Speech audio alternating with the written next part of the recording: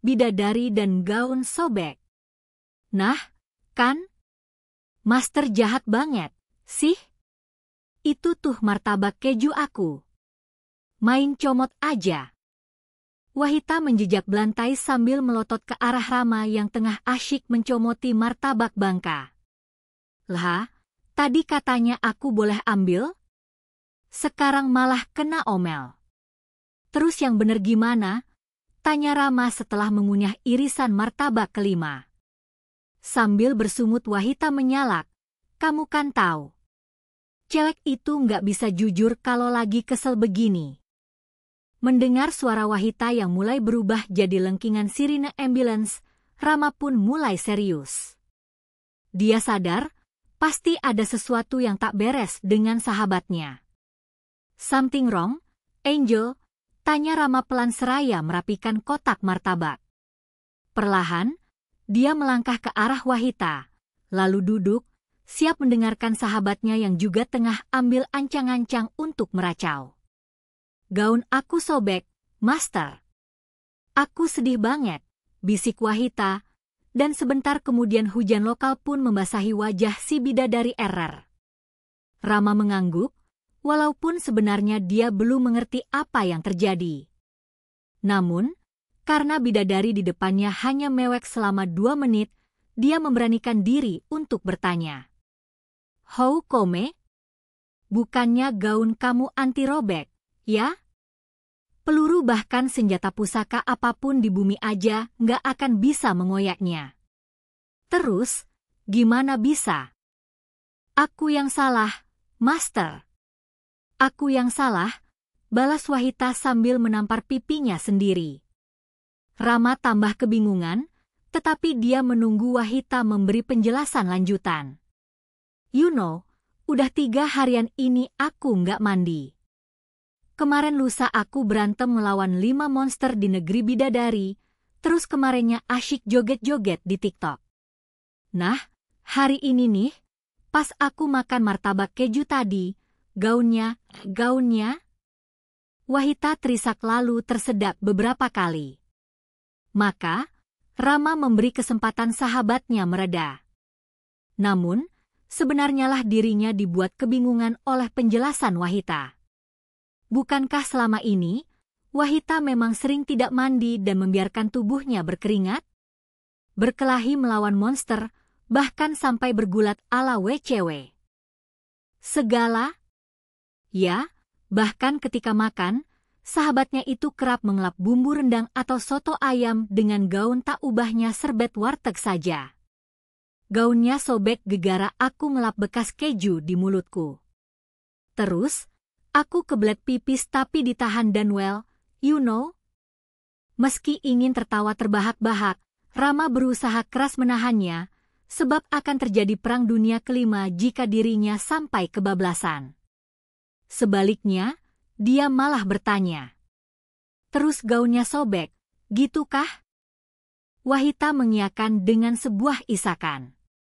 But how? Tanya Rama lagi. Gaunku ini, sesakti apapun, tapi tetap ada batasnya, Master. Aku kan tadi bilang, semua salah aku. Aku kurang menjaga kebersihan. Akhirnya semua jadi begini deh. Sekali lagi Rama membiarkan Wahita menangis. Apa gaunmu nggak bisa dijahit? Maksudku, apa di negeri bidadari nggak ada tukang jahit yang bisa betulin gaunmu? Tanya Rama. Wahita menyahut, di bumi juga ada kok, Master. Setiap bidadari pendamping alias badi seperti aku, udah dipasangin sama tukang jahitnya masing-masing di bumi. Kamu kan tahu, gaunku bikin orang lain selain kamu nggak tahu keberadaanku, dan buat melindungin sahabat yang aku dampingin. So, kalau sampai sobek, tukang jahit itu yang bakal ngebetulin. Tapi ada kemungkinan aku dan kamu harus ngorbanin sesuatu sebagai bayarannya. Well, lanjut Wahita sebelum Rama bertanya, kerusakan gaunku juga jadi tanggung jawab manusia bumi yang aku dampingin. In my case, it's you, Master. Itu kenapa aku sedih banget. Rama mengangguk perlahan. Masalah gaun sahabatnya yang sobek ini ternyata begitu besar, dan kenyataan bahwa dirinya terlibat tak sedikit pun membuatnya kesal. So, siapa tukang jahit yang ditugasin membetulin gaun kamu, dan di mana dia tinggal? Fatmawati. Namanya Erma Fatmawati. Dia seorang guru, tinggal di Gunung Kidul. Singkat cerita, Rama dan Wahita akhirnya berangkat menemui penjahit gaun bidadari termaksud. Mengingat Wahita tak dapat menggunakan kesaktian gaunnya lagi, dirinya tak bisa terbang atau melakukan hal aneh-aneh di luar kewajaran. Maka, keduanya menggunakan transportasi darat karena biayanya lebih murah untuk sosok berkantong cekak seperti mereka. Setiba di stasiun kereta Tugu Yogyakarta, Rama dan Wahita naik angkutan umum, lalu bus Damri jurusan Gunung Kidul. Wahita terus mengikuti sinyal yang terkoneksi dari gaunnya ke arah tempat tinggal si tukang jahit. Sinyal itu membawa keduanya ke sebuah desa asri, dengan pemandangan yang begitu indah. Itu, ada SD, Master. Sinyalnya mengarah ke sana, ujar Wahita. Rama lalu bertanya, "Loh, sebenarnya dia ini tukang jahit atau guru, sih?" "Aku juga nggak tahu, Master. Ini kan aku cuma ngikutin sinyal dari gaunku aja." "Ya udahlah, yuk ke sana." Keduanya pun tiba di SD tempat si tukang jahit berada. Nampaknya sesi belajar mengajar tengah berlangsung, meski hari sudah agak sore. Pandangan dan pendengaran Wahita terarah pada satu jendela kaca. Di sana, nampak murid-murid tengah serius belajar, sementara seorang guru perempuan tengah menulis materi di papan tulis. "Kerjakan soal-soal ini di rumah. Ingat, tidak ada alasan telat atau tidak mengumpulkan besok hari," ucap guru itu. Rama yang mendengarnya langsung paham bahwa guru ini adalah seorang penyayang, tetapi juga mempunyai wibawa besar yang bakal membuat murid-murid harus berpikir 5 kali untuk menentang perintahnya. Lain halnya dengan Wahita yang dapat melihat sosok guru itu. Dia mengenakan hijab panjang berwarna biru, begitu serasi dengan pakaian gamis yang dikenakannya. Mungkin, oleh sebagian orang, guru ini tidak dapat dibilang cantik atau tinggi, tetapi seperti ada aura wibawa yang membuat kedua hal itu sama sekali tidak penting untuk diperhitungkan. Tak lama, lonceng tanda pulang berdering. Gemuruh riuh redam anak-anak bersorak-sorai memenuhi udara. Tak lama, pagar sekolah terbuka dan ratusan murid berlarian meninggalkan sekolah. 10 menit kemudian, sekolah telah menjadi sepi, sementara sang guru perempuan yang diperhatikan. Rama dan Wahita masih membereskan buku-buku di meja. Namun, saat Rama dan Wahita mengedip, tiba-tiba saja guru perempuan itu sudah berada di hadapan mereka. "Aku sudah tahu keperluan kalian datang ke sini. Aku tak menjamin bersedia menjahitkan gaun itu, jadi sebaiknya kalian pikirkan alasan yang logis kenapa aku harus mengerjakannya," ucap guru perempuan itu, lalu berbalik badan dan berjalan meninggalkan Rama dan Wahita. Rama dan Wahita tak langsung mengikuti langkah sang guru. Keduanya bergidik karena menyadari gerakan guru perempuan itu berpindah dari ruang kelas ke hadapan mereka begitu cepat. "Dia bahkan lebih cepat dari gerak kilatku," bisik Wahita merinding. Setelah menyusuri pematang sawah dan menyeberangi beberapa sungai kecil, akhirnya Rama dan Wahita tiba di depan sebuah gubuk kayu. Gubuk kayu itu menghadap ke arah barat, di mana berdiri sebuah gunung yang menjulang tinggi. Matahari tengah terbenam, membiaskan cahaya yang membuat langit jadi berwarna keemasan. Sang guru perempuan membuka pintu, lalu mempersilakan Rama dan Wahita masuk. Sebelum masuk, Wahita masih sempat mengagumi taman kecil berisi tanam-tanaman dan bunga-bungaan yang memagari gubuk kayu itu. "Namaku Erma Fatmawati, tetapi anak-anak biasa memanggil Erma." Aku pewaris darah dari Ibu Fatmawati, istri Bung Karno. Kalian tentu mengenal beliau. Wahita menggeleng sambil malu. Ini repotnya ditugasi menjadi penjahit untuk bidadari yang bahkan tidak mau memakai otaknya untuk belajar. Kau, sahabatnya Wahita, tentu tahu. Ibu Fatmawati adalah penjahit bendera pusaka Sang Merah Putih, lambang negara Indonesia, jawab Rama mantap. Kau beruntung, nak. Setidaknya sahabatmu itu masih memakai otaknya, sahut sang guru perempuan alias tukang jahit pendamping Wahita itu. Untuk beberapa lama, ketiganya tak bicara apa-apa. Jadi, tanya Erma dengan nada tegas. Begini Erma. Gaunku ini sobek karena kesalahanku sendiri.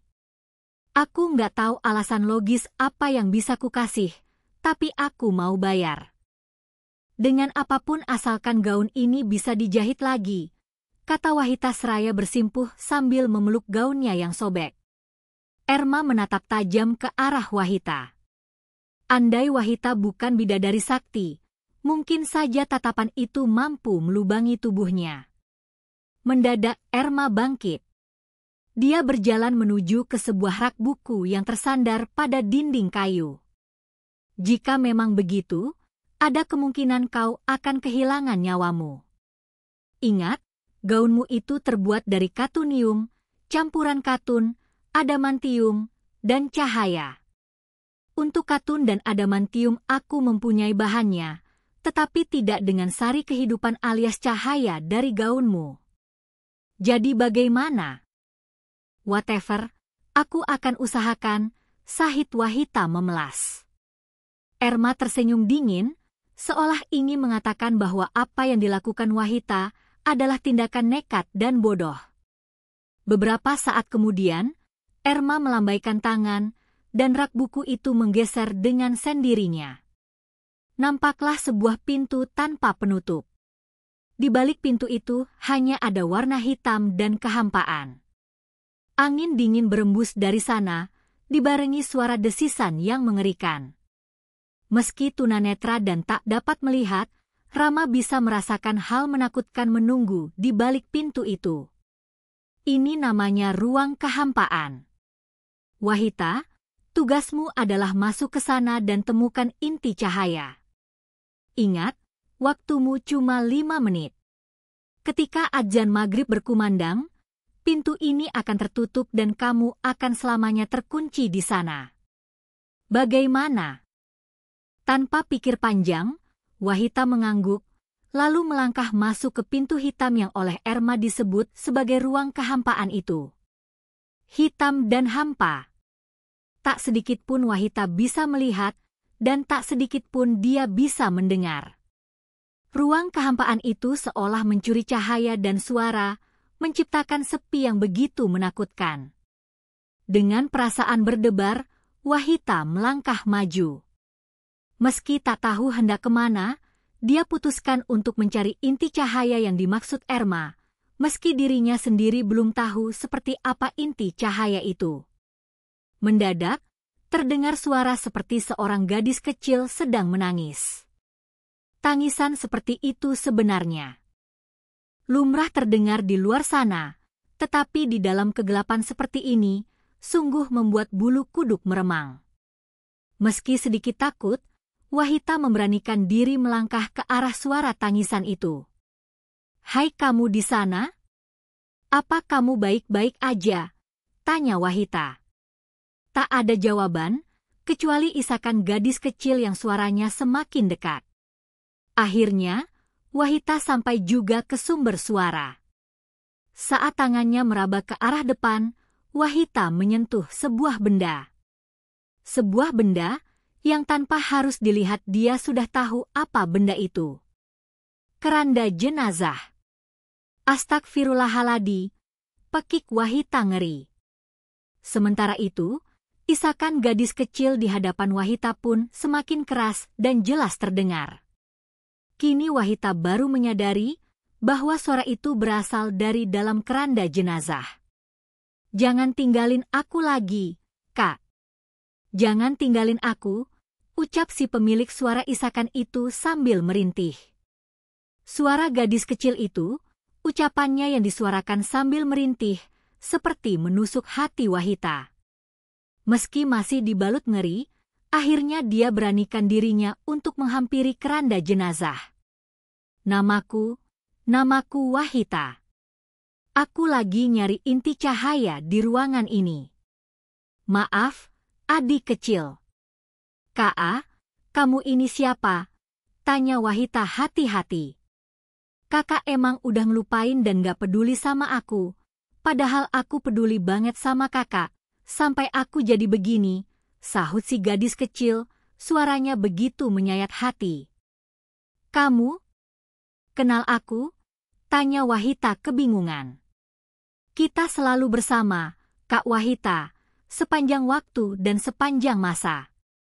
Aku peduli sama kakak, tapi kakak nggak peduli sama aku, jawab si gadis kecil. Wahita menggeleng cepat lalu berkata, aduh, aku nggak ngerti omongan kamu. Sebenarnya kamu ini siapa? Terus, kenapa kamu bilang aku nggak peduli sama kamu? Kak Wahita, setiap hari kakak bersama aku. Kakak mengenakan aku, dan aku yang bikin kakak jadi cantik. Aku ini adalah gaunmu, Kak. Bagai disambar petir di siang bolong, Wahita terlonjak. Sosok gadis kecil yang tengah menangis di dalam keranda jenazah mengaku bahwa dia adalah gaun miliknya? Enggak mungkin, bantah Wahita lirih. Kakak enggak peduli sama aku, karena ngebiarin aku kotor. Kakak jarang mandi, kakak sembarangan mengelap bekas makanan ke aku, dan kakak semena-mena membiarkan senjata tajam atau serangan musuh mengenai tubuh aku. Kakak enggak peduli, meski aku terus peduli sama kakak, sampai aku jadi begini, Kak. Wahita menggeleng cepat. Jiwanya seakan teraduk, bukan karena tak percaya, tetapi karena menyadari bahwa sosok yang kini bicara di hadapannya adalah benar gaunnya. Apa yang telah Wahita lakukan, begitu dirinya tak peduli akan kebersihan dan kebaikan gaunnya sendiri, membuat ucapan demi ucapan dari gaunnya itu begitu menyayat hati. Kak Wahita, panggil si gadis kecil, napasnya mulai tersengal dan detak jantungnya melemah. Aku sayang Kak Wahita. Maafin aku, Kak. Tanpa pikir panjang, Wahita segera menghambur, membungkuk, lalu memeluk sosok gadis kecil yang tengah terbaring di keranda jenazah. Suara gadis itu kian lama kian melemah, seiring detak jantungnya yang sebentar lagi akan berhenti. Jangan tinggalin aku lagi, Kak, bisik si gadis kecil, seiring kumandang adzan maghrib yang menembus ruang kehampaan. Wahita menangis sejadi-jadinya. Sementara itu, adzan maghrib terus berkumandang. Udara jadi semakin pekat, dan gulita yang menyelubungi ruang kehampaan seolah menjadi hal terakhir yang dapat Wahita lihat. Ayo, bangun. Aku nggak akan ninggalin kamu. Aku akan lebih peduli sama kamu. Maafin aku. Namun apalah arti tangis Wahita, sebab sosok gadis kecil yang dipeluknya telah dingin dan kaku. Dasar bodoh. Sudah, tinggalkan saja sahabatmu di dalam sana. Erma membentak. Dia melotot ke arah Rama yang nekat hendak masuk ke ruang kehampaan. Sementara itu, adzan baru saja dikumandangkan dari masjid yang tak jauh dari rumah Erma. Maaf, Erma. Wahita itu sahabatku. Aku paham bayaran yang kamu minta, tapi kayaknya nggak sepadan dengan kesalahan yang dia bikin. Lalu, kamu mau masuk ke sana? Ternyata kamu sama bodohnya dengan sahabatmu itu, cibir Erma. My we are, tapi persahabatan yang kuat nggak akan bisa diukur oleh otak seorang guru jenius sekalipun. Like it or not, I am in, bentak Rama, seraya melompat masuk ke pintu kehampaan. Beberapa saat setelah Rama masuk, Erma pun menunduk. Setetes air mata meleleh, seiring sebuah bisikan yang dia lontarkan sambil berzikir. Mereka hamba Allah yang saling menyayangi tanpa pamrih, dan seharusnya seperti itu pula setiap manusia menyayangi kebersihan, karena itulah bagian dari iman sejati. Ya Allah, beri waktu keduanya bisa keluar sebelum adzan maghrib berakhir. Maka, adegan di dalam ruang kehampaan selanjutnya menjadi kenangan yang tak akan pernah Rama dan Wahita lupakan. Rama yang tunanetra tak terpengaruh oleh kegelapan. Dia dapat dengan mudah menemukan Wahita dan keranda jenazah di sampingnya. Jika biasanya Wahita yang membantu Rama, kini giliran Rama yang membantu Wahita. Pegang siku tangan aku. Aku akan tuntun kamu seperti biasanya kamu nuntun aku, kata Rama, sementara Wahita menggendong sosok gadis kecil di punggungnya. Keduanya pun merayap, berlomba dengan kumandang adzan maghrib yang nyaris berhenti. Tepat saat kata La ilaha illallah berhenti, keduanya berhasil keluar dari ruang kehampaan. Wahita langsung jatuh bersimpuh. Dia menangis dan terus menangis, menyesali dirinya yang selama ini menganggap remeh arti kebersihan diri. Beberapa saat kemudian, Wahita mengangkat wajahnya.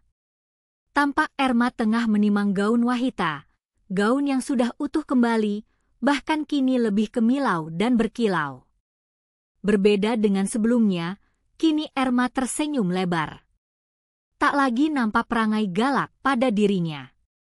Ternyata kalian memang sohib sejati, juga kamu, Wahita.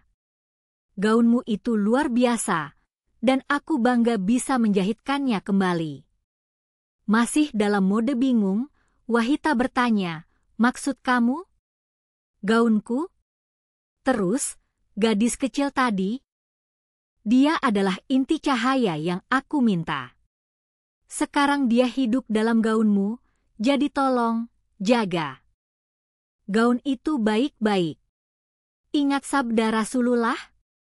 Kebersihan adalah sebagian dari iman, dan bagi kita, iman adalah sebagian dari nyawa.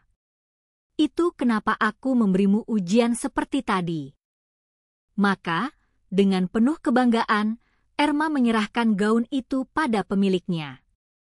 Dengan penuh rasa haru, Wahita menerima, lalu memeluk gaun itu sambil menangis tersedu-sedu.